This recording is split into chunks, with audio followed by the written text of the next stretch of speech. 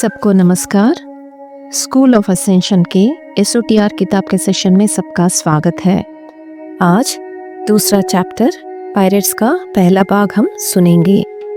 इसमें मेरी मैगलिन कैसे अपने रहस्यों जो भी है उनको जब भौतिक शरीर में थी तब और उसके बाद भी कैसे रक्षा करते आ रही है उन रहस्यों को बताएगी। इनको इंट्यूशन के रूप में और ध्यानानुभव के रूप में वहाँ पे जो स्त्री है जो पिछले जन्म में प्रीस्टेस थे और इस जन्म में यात्री है उनको देने के लिए कोशिश करती है।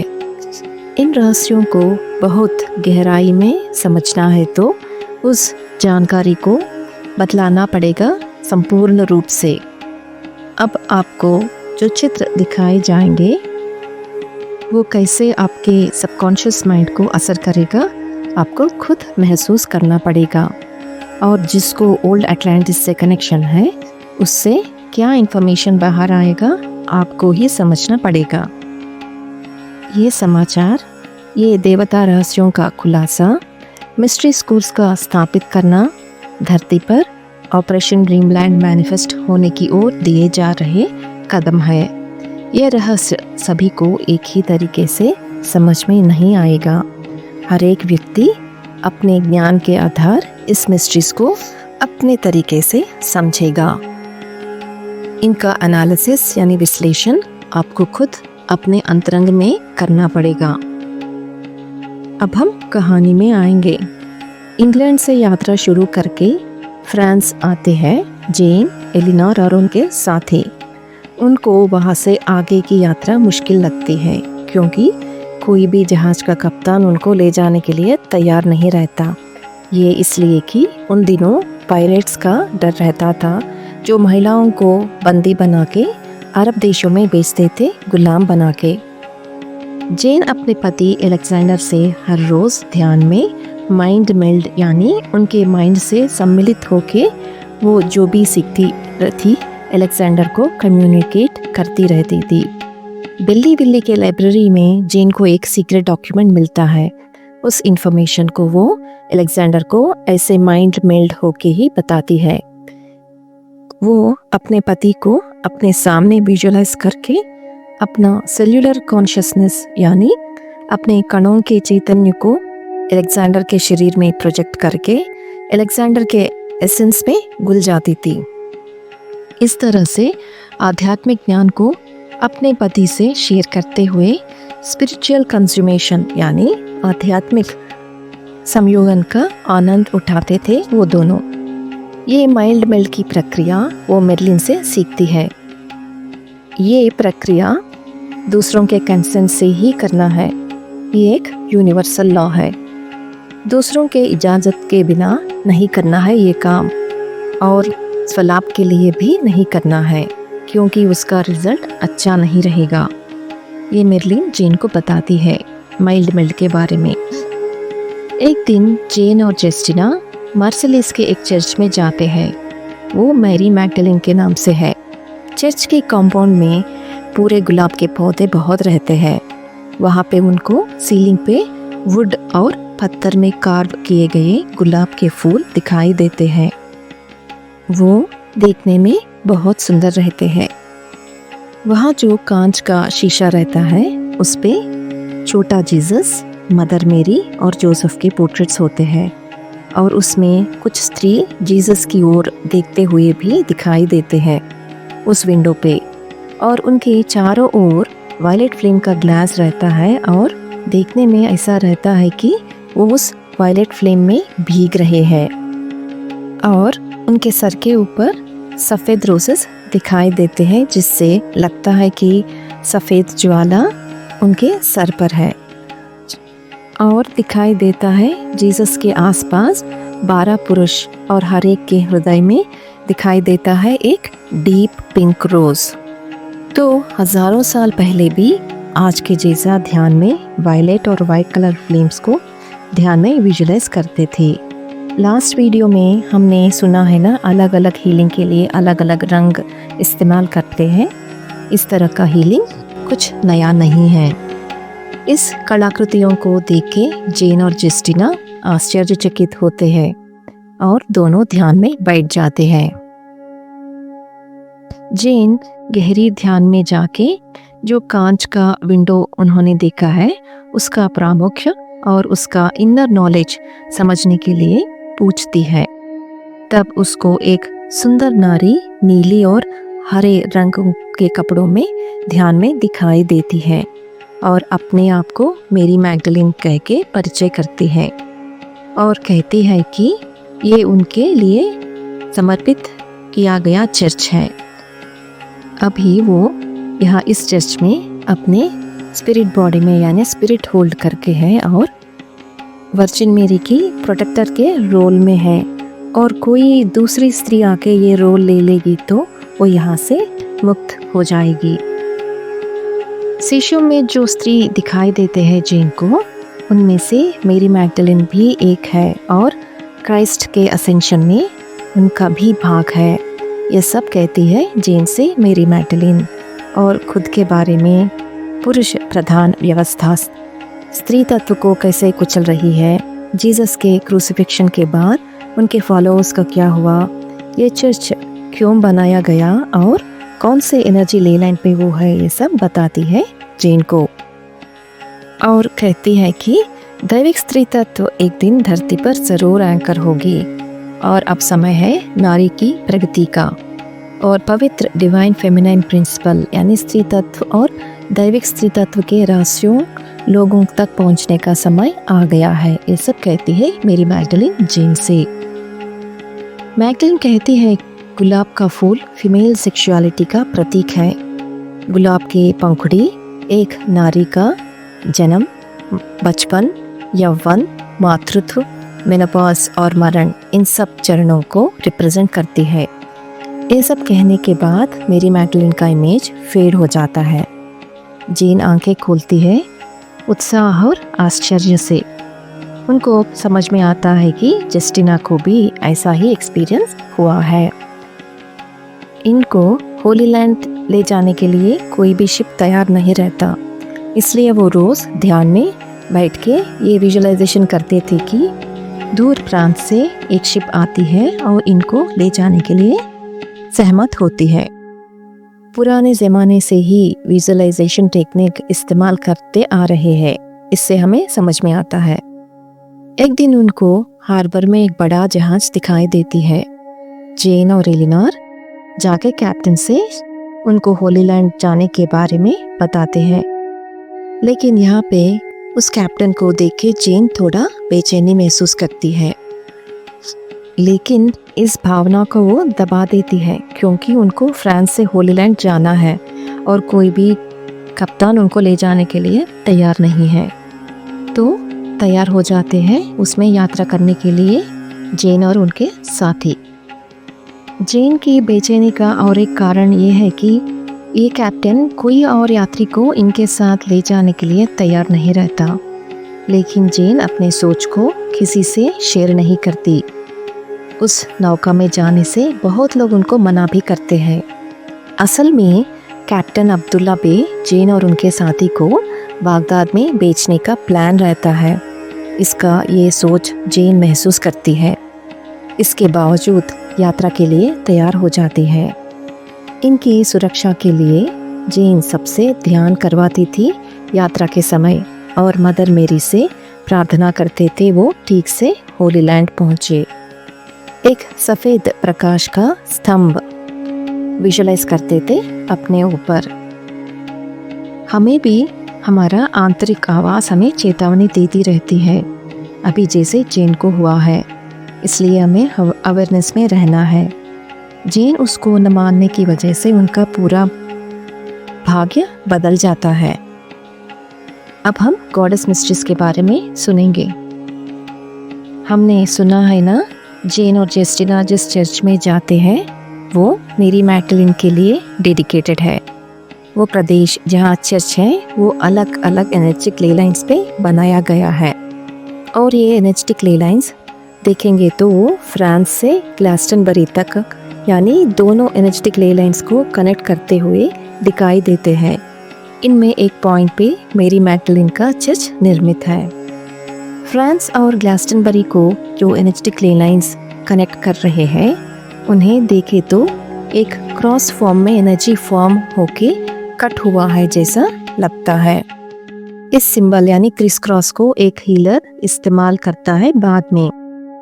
फ्रांस और ग्लास्टनबरी को जो दोनों ले लाइन्स कनेक्ट कर रहे हैं, एक ले लाइन आर्कएंजल माइकल को डेडिकेटेड है। कहते हैं उनके एनर्जीज उस ले लाइन में से एंकर हो रहे होंगे, और दूसरा ले लाइन मदर मेरी के लिए। अलग अलग प्लेसेस में ये एनर्जी ले लाइन सिस्टम कनेक्ट होते हुए एनर्जी वोर्टिसेस या पोर्टल ओपनिंग उस समय होता है जब उन ले लाइन्स पे कोई असेंडेड मास्टर जन्म लेके उस प्रदेश से असेंड होते, तो उन पॉइंट्स यानी प्रांतों के ऊपर आधारित होके एनर्जेटिक ले लाइन्स का निर्माण होता है। इसलिए हम कहते आ रहे हैं कि जहाँ पे लाइट वर्कर्स हैं वो सब एनर्जेटिक पॉइंट्स हैं, और वहाँ लाइट एंकर करते हुए स्टेबलाइज करना उस लाइट वर्कर का कर्तव्य है। ये इसलिए कि हम आत्मा स्थिति में निर्णय करके आए हैं यहाँ पे, तो वो कर्तव्य हमारा है। हम जहाँ पे हैं वहाँ लाइट होल्ड करते हुए ले लाइन्स जोड़ना हमारा काम है, कर्तव्य है। प्रकाश को होल्ड करते हुए, लाइट कोशन को बढ़ाते हुए हम कितना स्ट्रेंथन करते हैं हमारा प्रदेश, ये हमारा लाइट होल्ड करने की क्षमता पर निर्भर है। तो ये सब हमें ज़रूर करना है। फ्रांस से ग्लास्टनबरी को कनेक्ट करते हुए जो क्रिस क्रॉस करते हुए दो लाइंस है, उनको एस्क्लेपियस, ये एक हीलर है ग्रीक के, उनके स्टाफ में सिंबल के जैसे हमें दिखाई देता है। ये पिक्चर में दिख रहा है ना, सांप के रूप में उनके स्टाफ पे। इस तरह के सिंबॉलिक रिप्रेजेंटेशन की क्यों करते हैं? ये इसलिए कि आने वाले जनरेशन्स को उस क्रिस क्रॉसिंग लाइंस का जो ऊर्जा है उनको देने के लिए चीज़ों के ऊपर में या ऑर्नामेंट्स के ऊपर में या शेप्स के ऊपर में सम्मिलित करके देते हैं। उदाहरण के लिए स्वस्तिक सिंबल। इन सिंबल से प्रकाश, ऊर्जा आने वाली पीढ़ियों तक आगे बढ़ता है। वैसा ही ये ग्रीक हीलर अपने स्टाफ ऑफ एस्क्लेपियस में फ्रांस और ग्लास्टनबरी एनर्जी यानी उस क्रिस क्रॉस एनर्जी को नेक्स्ट जनरेशन तक सौंपा है। ये है मेरी मैगडलिन। ये जीसस की पत्नी है और पहले मैगडलिन असेंड हुई और बाद में जीसस के टीचिंग को मैगडलिन ने प्रचार किया है। ये सब मेल्कीजेडेक के ऑर्डर में से है। उनके ऑर्डर में 12 प्रीस्टेसेस है, उनमें मेरी मैगडलिन हाई प्रीस्टेस है। आज भी जीसस के वंशज धरती पे है। उनकी बेटी का नाम सारा है। धरती पर शर्त रहित प्रेम का बीज डालने वाला पहला व्यक्ति जीसस है। ये शर्त रहित प्रेम का बीज उनके वंशज के डीएनए से और ब्लड लाइन से आगे जा रहा है। जीसस के इस फैमिली को मेरोविंजियन नाम से बुलाते हैं। इनके परिवार के सभ्यों के शरीर में ये क्रिस क्रॉस का सिंबल कहीं ना कहीं बर्थमार्क के जैसा रहता है, और उनके पास रहते हैं नेकलेस या लॉकेट्स या चेन, उस म्यान का एक सिंबॉलिक रिप्रेजेंटेशन जैसा रहता है। ये इसलिए कि ये उनका कोड है जिसको उन्होंने अपने पूर्वजों से लेके आए, और ये एक एनर्जेटिक सिग्नेचर है। ये धरती पे बहुत प्रदेश में है। असेंशन के पूरे रहस्य उनके पास एनर्जेटिक रूप में है। ये सब मैगडलिन के सीक्रेट्स है जिसको वो जेन को सुना रही है। मैगडलिन ऐसे सीक्रेट्स का खुलासा कर रही है जो इजिप्टियन गॉडेस आइसिस को इन्वोक करते हैं, और जब आप इन रहस्यों को जान के उनको इम्प्लीमेंट करेंगे तो आप आइसिस की एनर्जीज को एंकर करेंगे। गॉडेस आइसिस के प्रीस्टेसेस में मेरी मैगडलिन का भी एक प्रमुख पात्र था।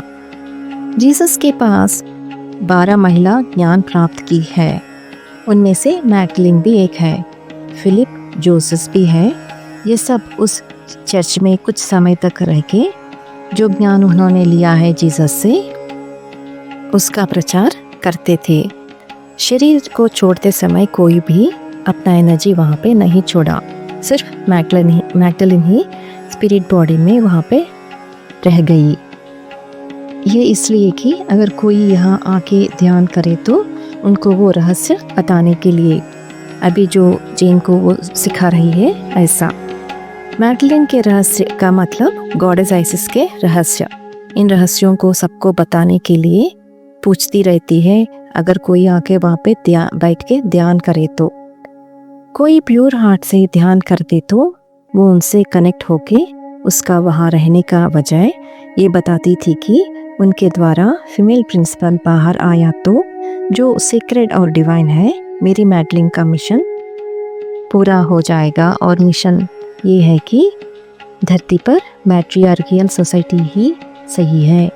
मैट्रियार्कियल सोसाइटी में कुचल के रखा है 5000 सालों से इस मैट्रियार्कियल सोसाइटी को।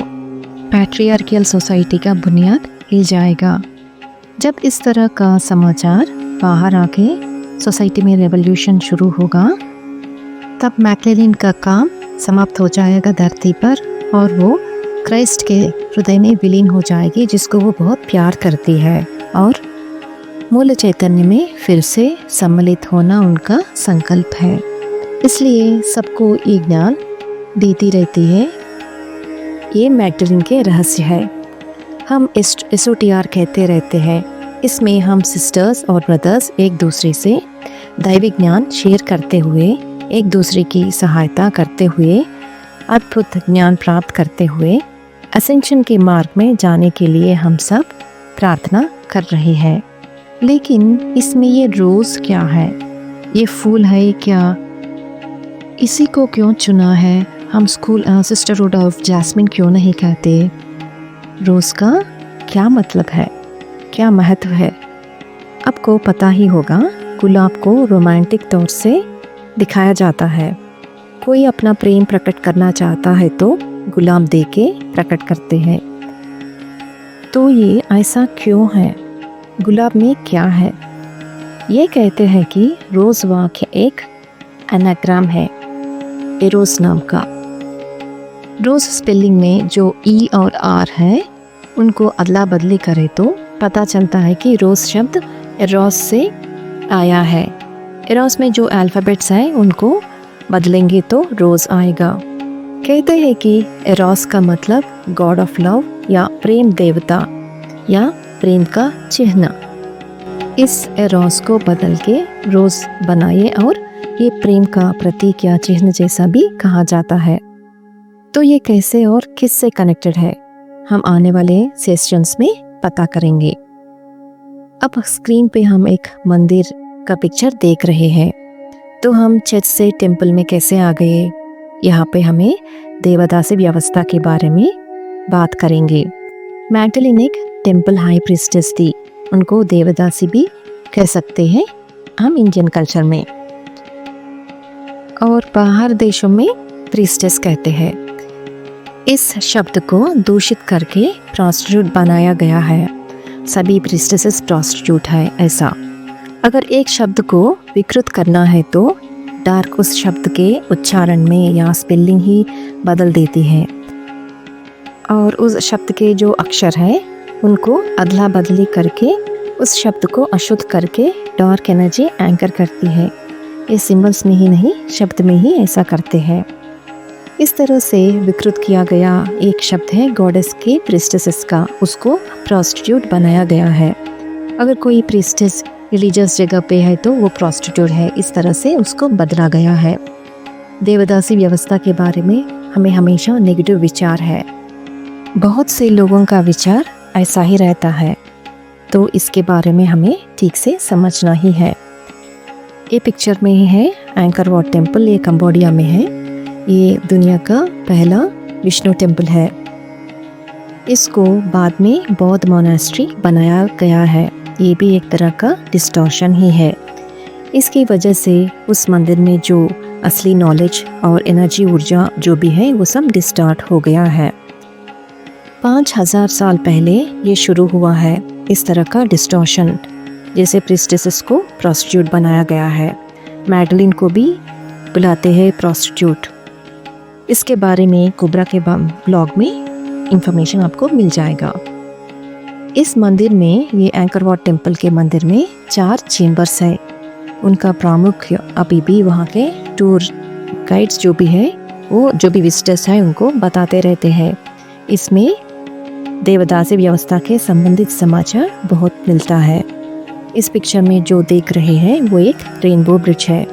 इस टेम्पल में सभी रहस्य बहुत ही गुप्त तरीके से छिपाए गए हैं।